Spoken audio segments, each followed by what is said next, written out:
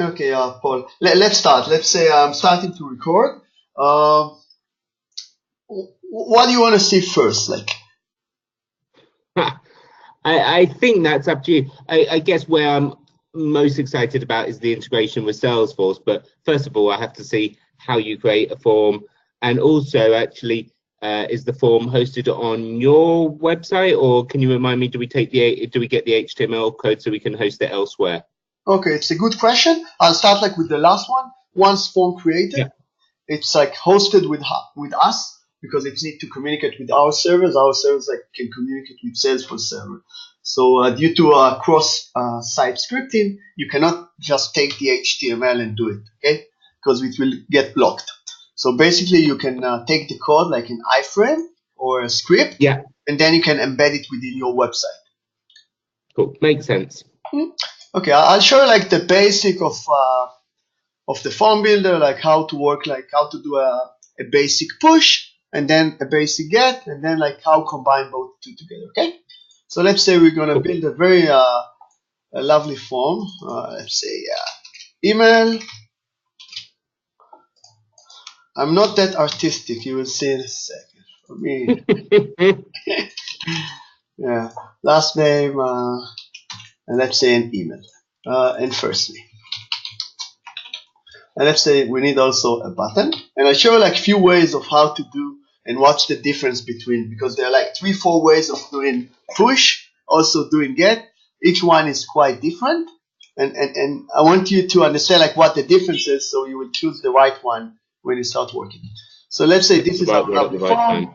time. Let's say we want to put last name, I think should be mandatory if we want to create like a contact. And this is the submit. So basically the form is ready. You can also change the URL. Let's say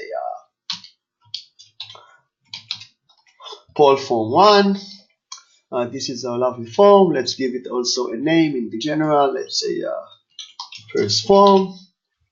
Let's say push. Okay, and then we go into the Salesforce integration. We'll start with the push, and it goes like this. I'm already authenticated. If not, it will ask me to authenticate once. Click add object. Here I need to choose an object from my Salesforce object based on the permission, including Cool. custom object. So let's say contact. And then we need to Can we choose. do contact and account at the same time, just to make it slightly more complicated? Yeah, we will. You want to do like the Okay. first one, like contact and then account and contact, or you want to do Uh, like, you know what? no, Let's do. do I with you. okay. I with you. Let's do like, Yeah. and then I'll show you how to do the relation. Account name. Cool. Yeah, Yeah. good. Let's take this one. Let's take this one. Let's take this one. Let's take all together and do like nice spacing because I'm artistic. Let's okay. So we will do like the push, as you say. I'm your master. No, you're my master actually. Okay. So account. We will create first an account. You see the Yeah. action. You can choose like plenty of options. For now, we'll do like simple with account creation, and then we need map the fields. So on the right side, you will see like few options. We can see okay which are the mandatory fields. It will help us like not to forget anything, like the account name. So what we did, Nice. account create, we mapped only the account name. Now we want to create a child object. Okay, so there are a few ways of doing it. The fastest way is like click on the plus. This is how we create children in FormTitan. It's very easy. You don't need to wait 9 months. It's like just click and then you've got children. Yeah. Yeah, you know, if it's like too boring, like I don't like to work like with boys, so I like to feel stupid sometimes. This is me. So let's create a contact. Contact again, create for now, and let's do the mapping. And you will see because we created a child reference, we will take the field ID automatically from step number 1 account ID. Okay, so it will do the relationship automatically, and if we want to do something else, we can choose something else. Here we need to map, let's say the last name, and also we want to map, I think, the first one. I can do like the filter on the left side. It will help us to find it faster. First name and also email. Okay. Yeah, very happy. Yeah. Yeah, this one. Can you hear me? Yeah, I think Yeah, so. yeah, yeah, yeah. I can hear Okay. you absolutely fine. So yeah, let's see which one we map. Like we map like account, last name, first name, and email. This. So we map like the account, last name, first name, and email. So what you will see now, account, and then a child object, contact. Let's see how it works. Let's click the save. Let's publish. Okay. So account name. Let's say Paul1. Let's say let's fix also the tab order. Like you can click on file, tab order wizard, it would be nicer. Refresh. So Paul1,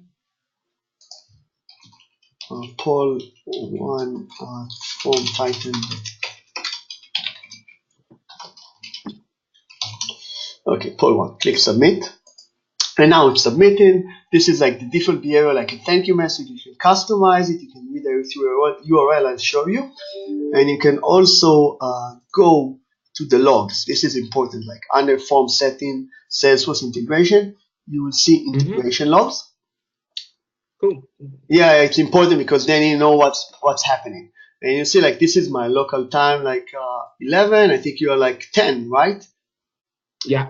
Okay, so it's like 11. You will see account created, success, and then a contact. Let's click on this link. It will take us directly to the object in Salesforce. Let's do login. It's like a lot of small stuff, but it really makes easy to debug and understand. So like this is for sure. the only one Paul, and you see like it's belonged to Paul1 account, and then you can see the relation. Like this is how it's working. Like Paul1 just map the account name and then the contact. Okay, so like this is really the basic, but you know in life you never just do this. So Nah. yeah, let's take it like to a different level. Let's say someone fill in the form and then it put like an email and a last name, and you already know it's already a contact, and you don't want to create a new one. You know, to prevent duplication or like this, you want to do an update. So what we need to do, we will take a hidden field. Okay, I type like hidden. Let's take this one. Let's call it like contact ID for now.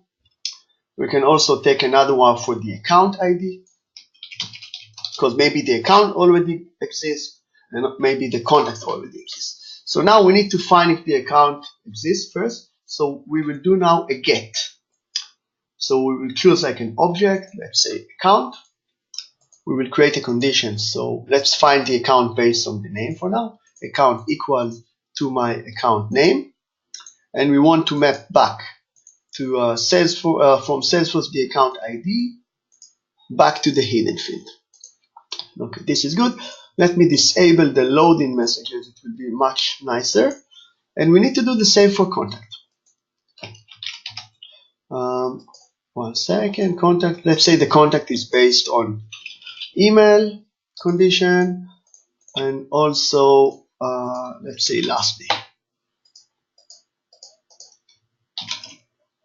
It's like and between, and we're going to map the contact ID with the contact ID. Let's load. Let's hide the loading messages. And now I'll show you something, and then I'll go back and fix it. So I'll show you how it works. Let's say I'm typing like an account. You see like a small green progress. It go to Salesforce and it try to find it, but wait, we've got like hidden field. Like obviously you need like special glasses to see those. I don't think that you will find them in the supermarket. So you can go to the form setting, view more, and then go to a debug mode and show hidden fields. Like it's a nice magic. Let's do refresh. Oh, there you go. Now you got like those special glasses I have. Right. Yeah, let's type Paul1, I think. Okay, there you go. We've got like the account ID. you can click on the debug tools and you can see everything. If you have like a very big form, it's very helpful because you can see like the type and then the data. You see like what's going on behind the scene. Yeah, it's all about the debugging when things don't Yeah, get yeah, cool. yeah. So you design a form and then inevitably you're doing a complicated one and it doesn't work. This helps you. Yeah, exactly. This really saves a huge amount of time later on. Exactly. Most of the forms are complex. Okay, like if it's like a flat form, like you don't really need it. You can try 2 times and then but you will see like there is a lot of correlation and connection between those fields. Yeah, I've done lots of things with application forms, and then it does get or booking times and all that sort of stuff, and then it does get complicated. Like there was a time like 1 year like I pulled all my my hairs for my head. So you're like, well, what's going on? So let's do like this one for I don't remember like the contact. 1 second. We choose like I'm quite lazy. This is the email, and you see like it's not running because it will trigger only when both conditions will met. And then it was like 1, I think. No, and maybe like 1. Or maybe like I think I did it like 1. Yeah, okay. The last name was met incorrectly. So this is like Paul, and this is your contact ID. Okay, so now we've got the account ID, we've got the contact ID, and how are we going to use it? So let's go back to the form. Remember in the push, we did like account create. Best practice is also to put a comment. So let's say create or update an account. Why it's important? Because most likely you will have like few operations with accounts and contact, and then okay, number 1, well, what is number 1 doing? Like, okay, I don't know. Sometimes you will have to create multiple accounts, like, so it's like help you and help us like to help you to fix things, because okay, this is what you're trying to do, now we understand. And then instead of action create, we will do action update. So the action update, you will say, how do you want to update? Basically, we've got the account ID, which is the key, equal to my account ID field. This one. And then, okay, what's happened if no match? Then you do create. It means like upsert. It will try to find. If no nothing found, it will do the create. And for the mapping. Okay, so update is actually upsert. Really. Yeah. Okay, so this is it. And then for account create, let's say apt create an account. And then let's do the same trick. So update based on the contact ID equals to our contact ID. And then if not, create. Let's try finish it and let's test. Let's say we need this one, and then it's easy to fix it. Okay, so Paul 1. Sorry, this one Paul 1. This one only Paul.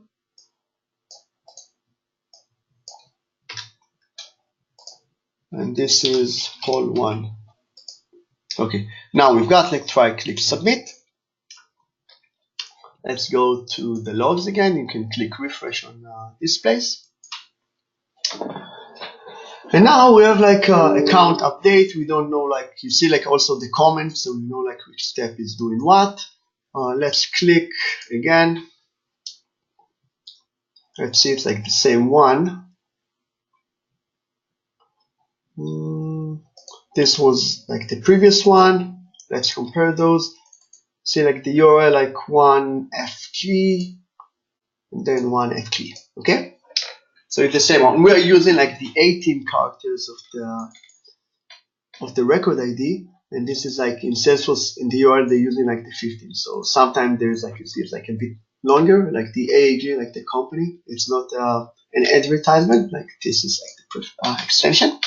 So this is how you do it. Like, so you can do a get the ID or whatever like identifier you want to use, and then you can use it later for pushing.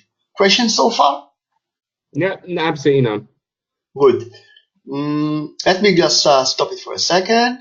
Hold on. I'll give you a list of like 4 or 5 things which would be useful to see. Yeah. So I understand. If I'll you're show on you a like the public, captcha. I'll show you like how to do the captcha to prevent spam. Like under form setting on submit, you've got like captcha, and then that's it. Let's click captcha. Let's reload. If I click submit, if you say like mandatory is like missing before, so I need to like type it. Then click submit. And then okay, I'm not a robot. Like this is like my it's in Hebrew. It's the same. Now it requires submit, and now you will see something nice in the log because it will try to create an account. cool. Like, can you get the capture to appear on the same page, or is that not best practice? I'm sorry, your voice is like I can't hear you well. Oh, okay. Sorry. Is that any better? Yeah. Sorry. If I it's my speaker isn't aligned to where I'm looking. If I can you get reCAPTCHA to appear on the same page as the actual form itself, or is it always on a separate page? Yeah, it's like on a model page. It's on a model page because I tell you why. That the reason sometimes people use like the submit button here, and sometimes they use it like here, and then like people do like different designs, so we never know like where to put it. Sometimes they put like let's say a text, like a label right under the button. So we couldn't find like a good automation way of where to put the captcha. So you click submit. It's take up like show a model, and then you can just like do whatever Google asks you to do with that. It's just a design difference from other systems. Yeah, because like other systems, sometimes it's easier because it gives you like a very fixed position. Okay, this is how you can do like the soup Nazi. You've just taken a different design. I'm not. It's like the soup Nazi approach. It's like good for a simple scenario. It's fine, like, but this is how you need to stand the line. This is how you need to do it. Like I like Seinfeld and all the soup Nazis, so I call it like the soup Nazi systems. So yeah. But so you call it the soup Nazi. You know the soup Nazi? No idea. You don't know? Do you know Seinfeld? Okay, so no, that's not something I particularly watch. It's very popular in America. I suspect popular in Israel, in Europe. Yeah. I think like in UK, they got like different type of jokes. Sense of humor. They don't have it most likely. Yeah. It was on the B channels rather than on the main channels. It was. It's a really nice episode because they came to buy like the best soup in like New York. Say, stand in the line, ask like this, move your hand, move your leg, like this, blah blah blah blah. Then you don't get the soup. Okay, like if you like asking too much questions. So yeah. So this is it. Okay, let me show you how to work with files. So to work with files. Also, you need to show me, I guess, and also show me the get. So as it pulls data from the system. Yeah, I will do. For now, we did like the get based on the email and the last name. We pulled the contact ID. So it's like basically it's a get. We can also pull. We can add like a pull for the first name. Let's do it right now. 1 second. Yeah. So we got like the contact get. So we just need to map back the first name.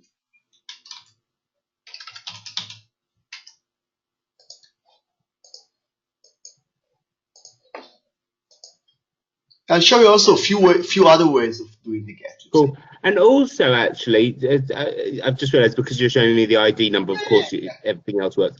But what's your recommendation to stop people using these forms for data harvesting, for just going to, if it's pulling data from Salesforce, then it's fairly easy to try and get data that you shouldn't see. So I'm just wondering what your experience is on that. Good one. I'll show you. Because GDPR is such a big thing over here in data protection. Yeah, it's completely different game from America.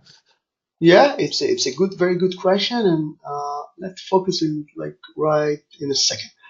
Let me just switch to my Let me just switch to classic. Like it's much easier. No, you could. I tell you what, struggle through with Lightning for me, because the next time you do it, then you might use that as the recording video. Yeah. You know, this is your dummy run. This is your practice for the next client to get the proper thing. But then you're familiar. So stop doing this in classic. Move to Lightning. I don't mind if you take a bit more time. Yeah, it's fine. Let's put like a first name, because he didn't pull anything because there was no first name. Yeah. So let's do pull Paul 1 and then Paul, and then here we go. We got first name. So you ask about the GDPR, which is really, really important, because now if you will do like this one, then you're like not thinking straight, because no one should do it like this. If you give access to your form, you need to give it like in a most secure way, because what you can do, you can use like option number 1, Smart V. Smart V stands for smart validation. Let's say you can choose like an object in Salesforce. For now, let's do like everything. You select the concept, contact ID. I need like an email, and then I also need like a secret. So this is like the email, you will see in a second, secret, and a value. Basically, when you're doing it, you're very, very safe, okay? Because give me your email. Let's say, we can use your 1 second, Paul. Let me just open my Gmail, like prepare everything. This is like Paul. You say, okay, you need to log in. Give me your email. It will check if you are a contact, because this is how we check this. So, and now we say, okay, Paul, go to your email and check for the access code. So let's just wait like a few seconds. Okay, and then you get like a custom email. You can change it the way you want, etc. And then say, this is your code. Like it's a 2-factor authentication. And now we know who you are. Now let's connect the Smart V with this. It will be automatic. Everything will be pulled automatically based on your login. Okay. So how you do it? Let's go to nice. Yeah, it's really, really nice. So so that does cool. Yeah, no, so you I'm very happy with that. Instead of doing like with the name, because you don't want people to harass, just like showing like techniques. So you do like we'll do it like with, let's start with the contact first. You've shown that they have valid access to the data by proving that they've got that they've got access to the for example, email or other fields, and then it's like 2-factor. So you can't just say, okay, I am you and you are me. We are verifying it. So now we'll pull like based on the contact, because in the smart validation we said, okay, we are using the contact ID as a key. So this will be our value. So the contact ID should be equals to my Smart V. The value is the contact ID. So it will do the matching based on it. So let's do the mapping for email, last name, first name, and we also want to map the account ID, for example, and we also want to map the account name. 1 second, where is it? Okay, account name. How you pull the account name? Option number 1, if you want to work hard, you can create a formula in the contact object that will read you the account name, but I don't like it. So what you can do, you can choose the account object. It will pull another fields, and there you go. You got like access to all of the account field. And let's say you want to go up, let's say to the parent account. Again, it's like continue to pull like fields based on what you need. So let's choose the account name.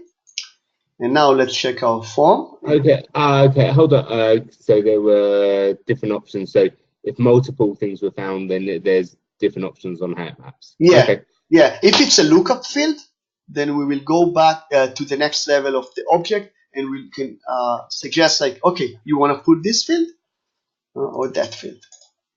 Okay, so now let's do again. We need like this one.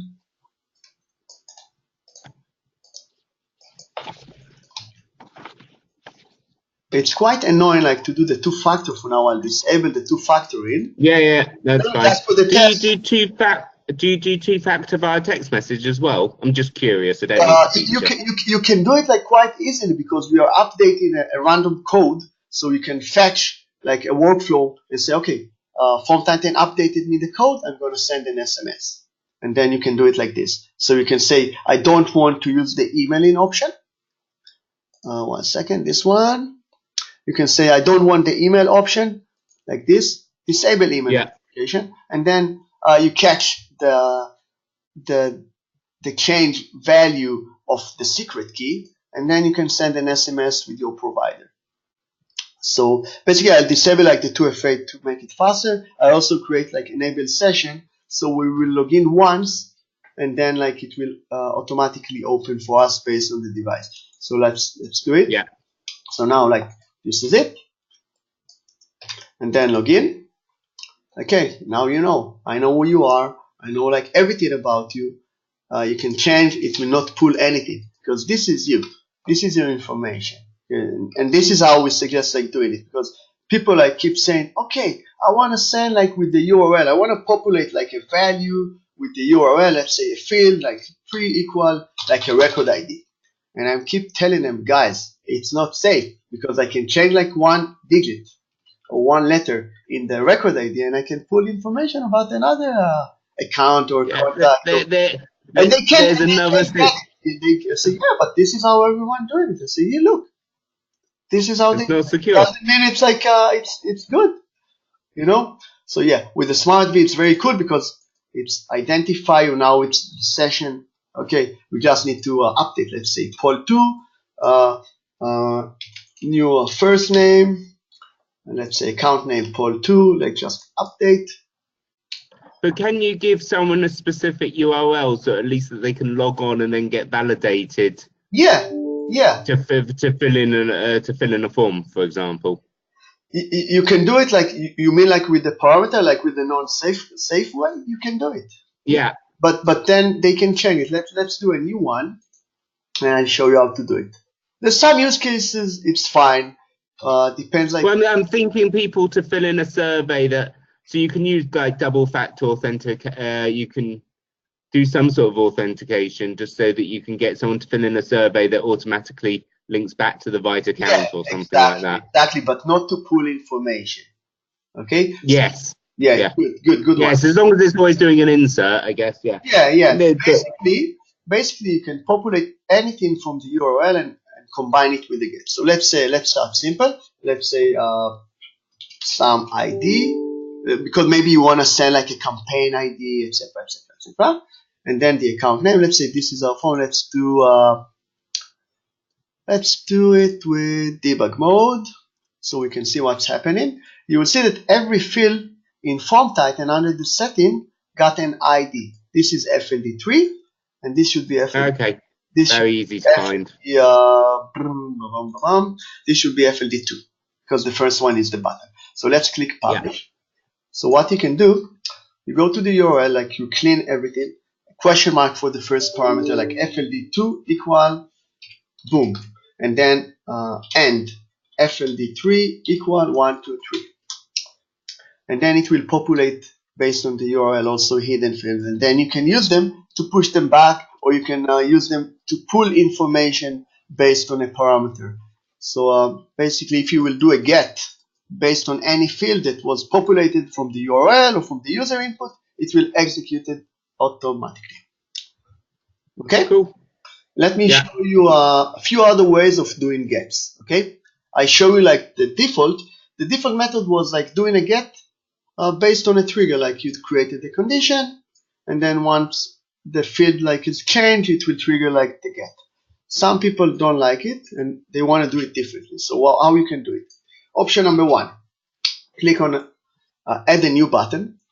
We will choose, instead of button type in the button setting, let's say Salesforce action. Let's do a search. Let's do another one for, let's say, account. We will find something. So you will give me the account name. I'll give you the account ACC number, for example. Let's do it like nice with some logic also. Let's say ACC ID. Let's do the pull first. I click on the button, and then I click on the Salesforce action. I don't have any action yet. Let's create one. So I need to create, let's create a get from account based on account name should be equals my account name. And what I need to do, because like it's a button, I need to say use it in a custom button, so it will not get triggered automatically like the previous option.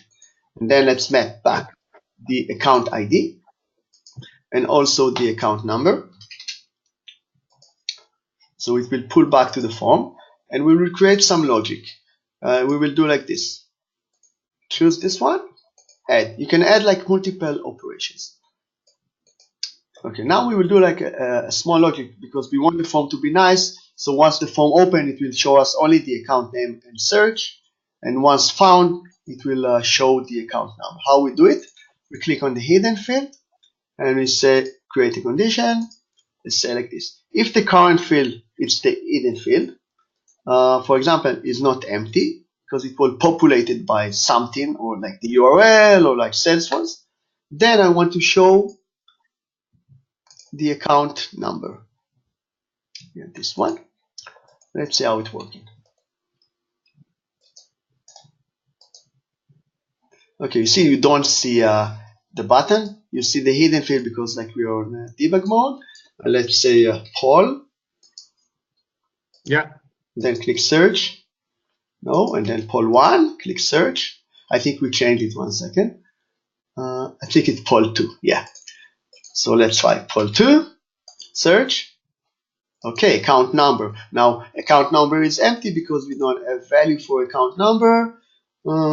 Yeah. Where is the number? 1 second.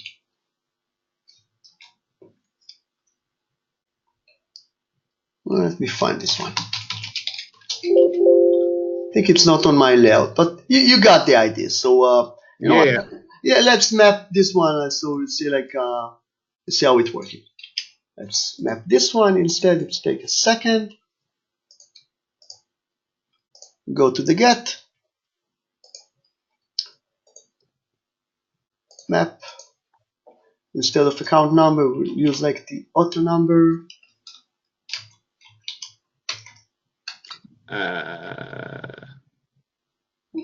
Yeah. Where is it?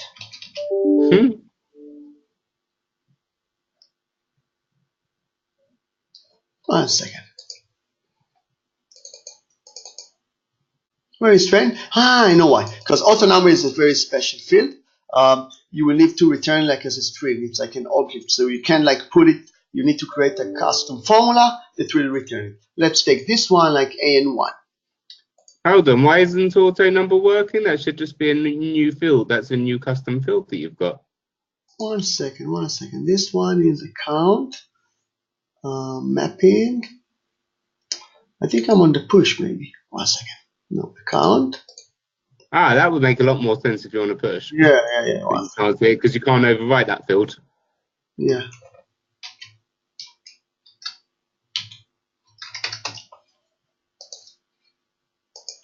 Wait, what is this one? 1 second. I think it's also yeah, it's like let's choose this one like the num, like different labels. Let's take this one. You know why? Because I'm on a contact object and we need the account object. Yeah, that would make a lot of sense. I was like, what's that is going on? Okay, 1, 2, 3, 5, 6. We need like the phone. Okay, that makes sense. Okay, let's map this one again.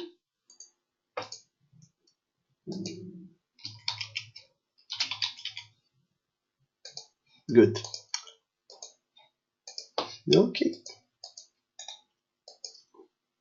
Okay, so let's say Paul 2. It's like populated from the URL with boom. Then click search. Then account number 1, 2, 3, 5, 6. And then you can make it like more dynamically, like progressive with the layout. And then based on the condition, you can pull like the account type and then say, okay, I want to display different set of fields like with the logic. Okay. Okay. This is good. You want me to show you like nice stuff with the sections? Because people using it a lot. The section is very important part with FormTitan. You just clear everything. So what's a section? Basically, the basic thing like is to use it for layouting if you want to put colors and then like films. But, you know, it's not my thing like to do it nice. What you can do with the section is like you can use it as a repeated component. So let's say you've got like multiple films and show you like very nice stuff now. So like this. Let's clean the URL. Then you can click add, and then it will add like more and more items. You can choose it like so display like automatically number of visible items like 2 for example, and then reload, and then like click add, and then you see 2, and then it's 4.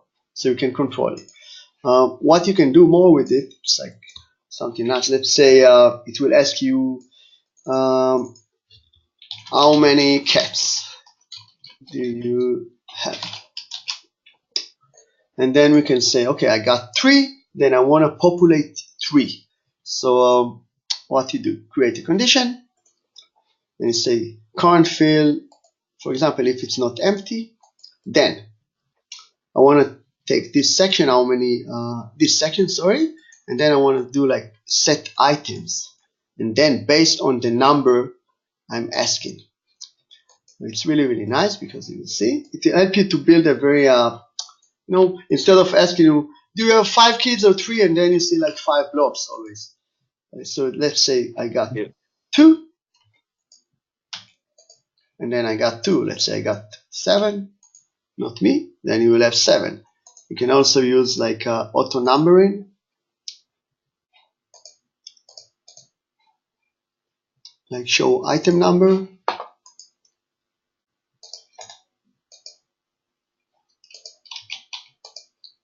Okay, and then you see like you see the numbers. You can reset, delete, etc., etc. This is one nice thing with the section. Another behavior of the section is, I like it a lot, it's like the tabs. So basically you can create tabs.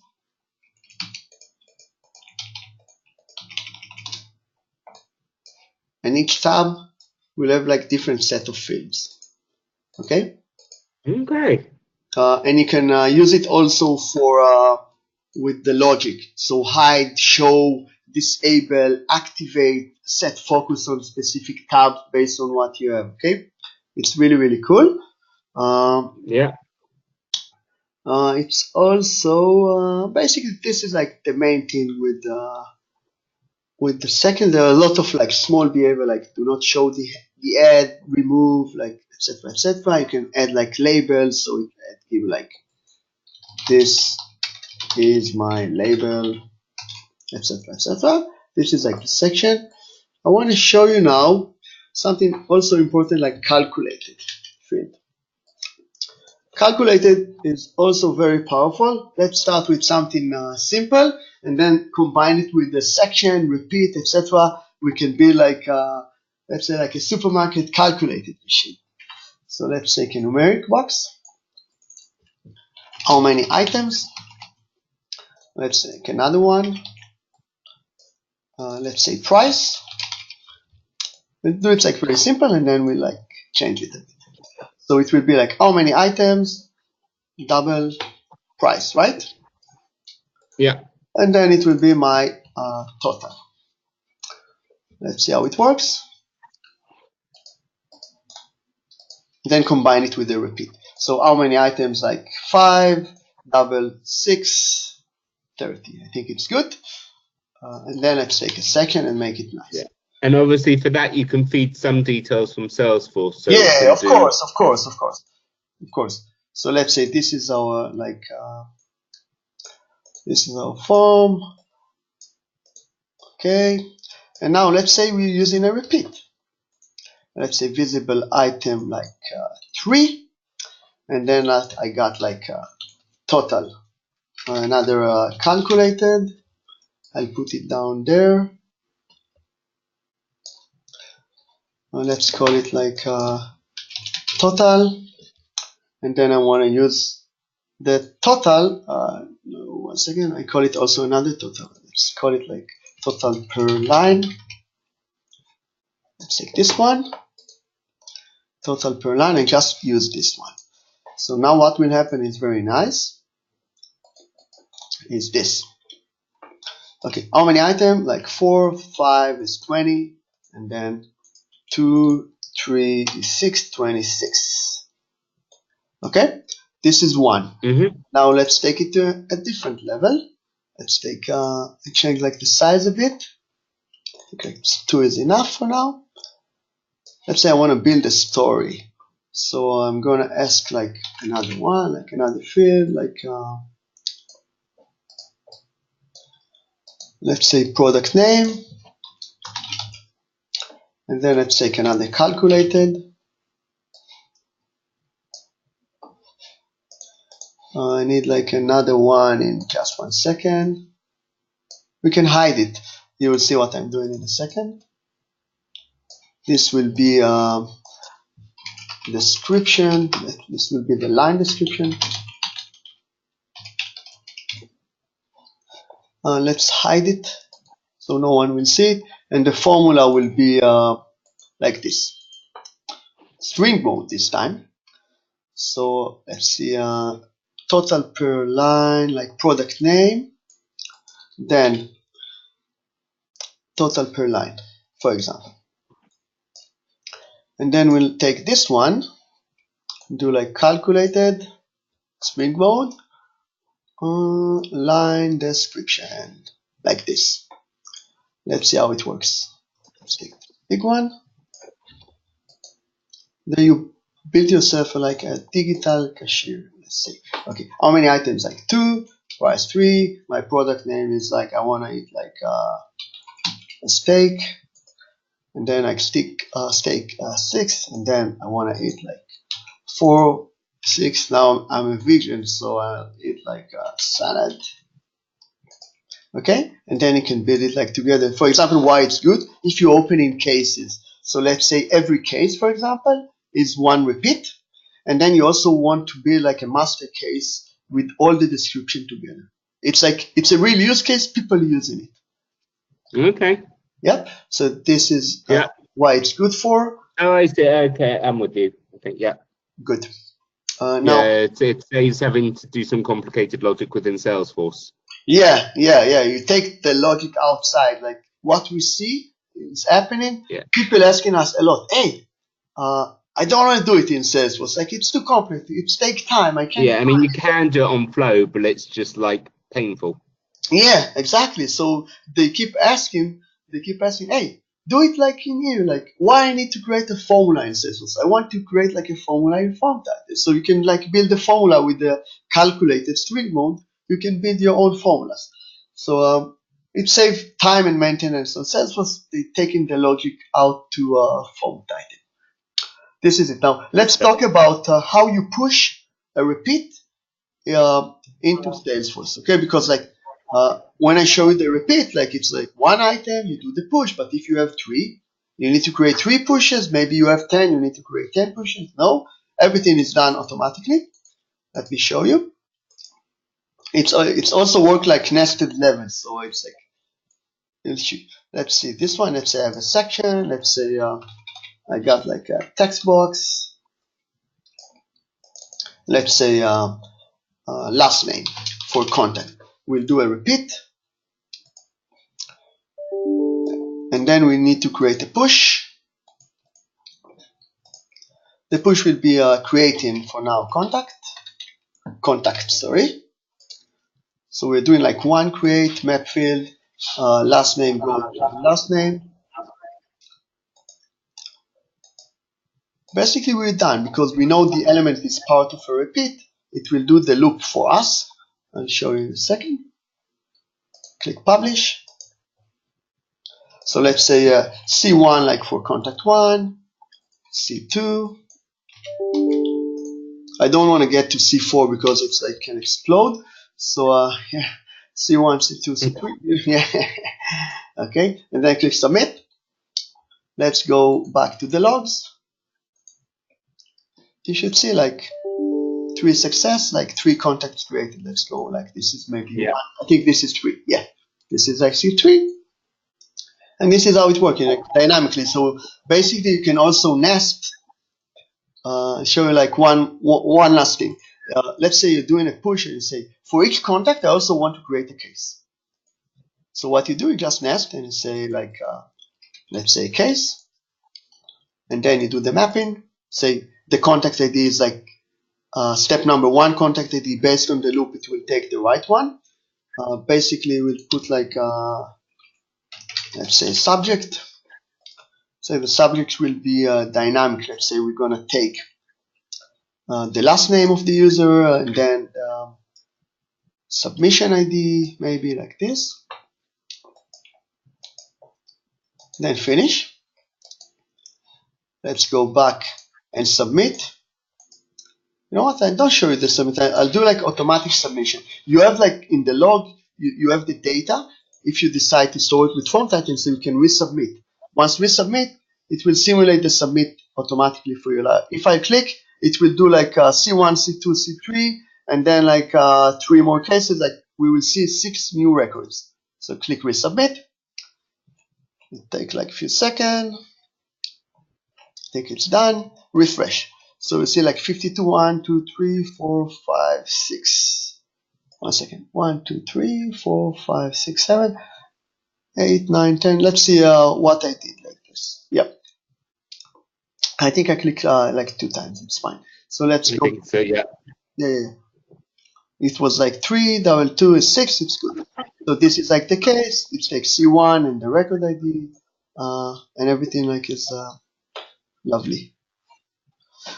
This is it. Cool. You're going to show me about files. Yeah. I'm talking too much. 1 second. So let's take a file. Let's take a text box for, let's say you want to create a contact, and also ask the user to upload the file and submit. Let's fix the push. Remove this one. Okay, contact create. Let's map the name with contact. This is the field. And let's create another one. Most likely you want to associate the file with the object. Okay. So let's say you want. Typically, it's a good use case. Typically, that works. Because then why have it? So in Salesforce you have attachments. You also have, is that the new files thing? I'll show you. Yeah, this is like the old one attachment, and if you want to use the new files, you need the new, because they've depreciated attachments, so you need to go for the new one. Yeah, exactly. But they also got like a So if you want to use the new one, it's called files, but I don't know why they call it like content version. Okay, so if you try to look for files, you will not find file because this is how they call it in the API. Okay, so content version is the file. So we're doing create. Bloody hell. Yeah, it took us. I don't know how many hours. Like we were asking people, say, yeah, it's fine. Like it was like I think like 8 or even a year ago, 8 months or a year ago, the first time we used it. It took time to find. So now look like for another help. First of all, you need like the file itself. It's called like version data. This is the content of the file. So let's choose like the file itself. And now you want to associate, right? So in attachment, it's called like parent ID. And here it's called something very, very nasty. This is Salesforce, by the way. I don't know why. None of what you're showing me is your fault. First published location ID. This is my language. Yeah, I don't know. Like we tried each and every field, okay? Because there was no documentation at first. And I can believe that. And it will take like the contact ID. So let's do it. So let's take this form, click like this. Let's say contact Benny me. And then let's take a picture. Take my ID, click submit. Give it like a few seconds. Let's go to the logs. You'll go to Salesforce, more to the point. Yeah. We're very fast. Okay, so we've got like 2 action success. You see like contact created.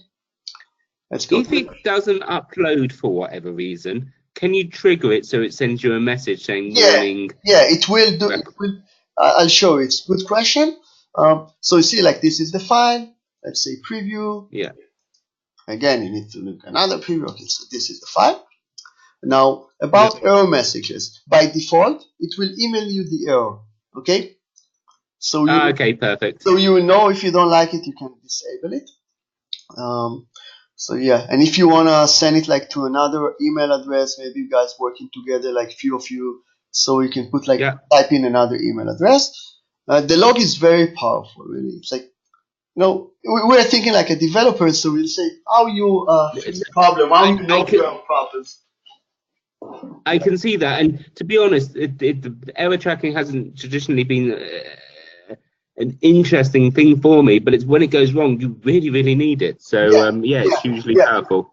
We built it first for us. We built it first for us. And when you're learning how to use the tool for the first time. Yeah. It's like we focus a lot on the logs because we want to know like everything is working correctly and what's going on, and say, okay, if it's happened to us, like as developers, we need to show it also for the people that build in forms. It will help us. It will help them a lot. You can also do like filtering based on statuses, like based on a form. You can navigate.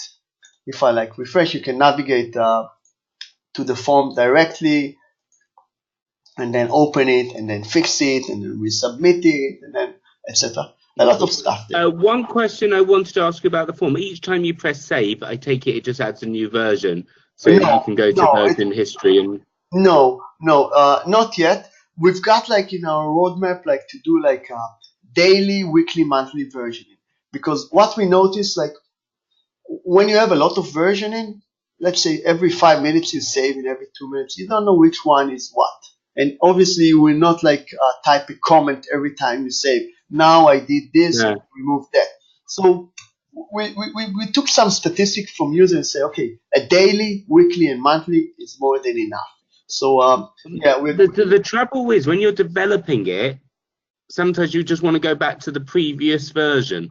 Like what you did 5 minutes earlier. It's not once it's up and running, then you don't really care. It might stay the same for weeks on end. But when you're developing it, then occasionally you delete something and go, bugger, I needed that, or worse, a colleague overwrites something that you've done. But then you do need that more granular version history. Yeah, but then if you like click like 10 times save, you don't know which version, and then you need to look inside versions. Well, you also got like but for sure. But the problem is when you're developing it, what you can't do is go back 24 hours. Sometimes you do want to go back. Agree, totally agree. It's like it's something that we will have to improve for sure. Yeah. And just throwing it out there. Throwing it out there for your consideration. Yeah, it's a very important point. It's a good one. We are aware of it, and part of it is like the business model, because like once we are saving all those versions, it will cost us more, and then it will cost you guys more. Yeah. So it's like a lot of storage, and everything is like combined. Is it a lot of storage to save a version? If you save like a form, like a different version, it's like a different storage, and then you want to. Yeah, but I mean, this isn't my remit, but how many K is it? It's not many K, and storage is I can show you. Apart from Salesforce. I can show you forms with like 10 megabytes because they got like 2,000 fields, lot of calculation, lot of logic, lot of images, like. Okay. So yeah, most of the form like few kilobytes, but the real forms are very heavy. Yeah. Or even like an option so that you can. Exactly. Yeah, this is like what we want to do. Like say, okay, we'll give you like in the debug mode, like version, and then you will decide and control like when you have a version, when you don't have a version, etc. Yeah. Like the more people ask, the faster we will do. Yeah. Yeah. Exactly. Like based on yeah. Cool. Okay, my time is up because I need to run off to another appointment. Thank you very much for joining. Well, thank you very much. I look forward to the next one. I can't remember when it is. It's maybe in a week, maybe a bit longer. It's on our calendar. I don't know. It will remind us. Yeah, Thank you very exactly. much. We Have a lovely day. You too, Benny. Thank you very much. Really appreciate it. And you'll send me a link to the video. Yeah, I will. I'll upload like in a few minutes. Perfect. Okay, have a good one. You too. Bye.